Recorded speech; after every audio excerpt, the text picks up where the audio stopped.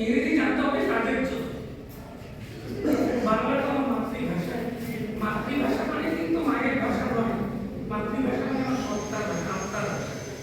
মায়ের ভাষা যদি মাতৃভাষা হয় তাহলে রাহুল গান্ধীর মাতৃভাষা কি জানি মা বলেই হবে না।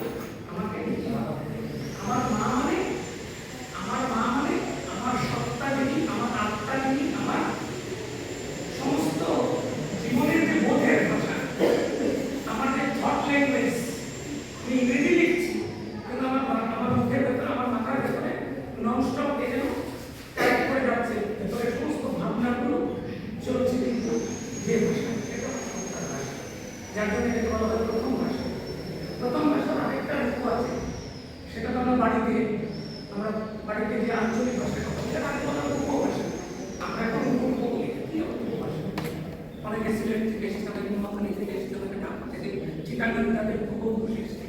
তাদের আমরা যাবো খাবো যাইতাছি খাইতাছি বলি, অনেকে ভাবে যে এটা একটা মানে অশুদ্ধ ভাষা।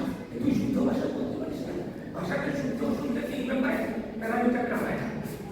এই জায়গা থেকে কিন্তু আমাদের উচ্চারণ করতে কিছু মানুষ উচ্চারণ জানতে হবে। সব কথা তো আমাদের জানার কথা নয়।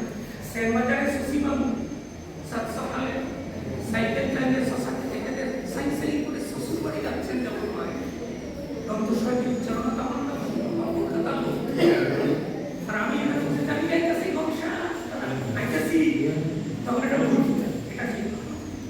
এবারে যে একটা বিপদ রকমের বিষয় নিয়ে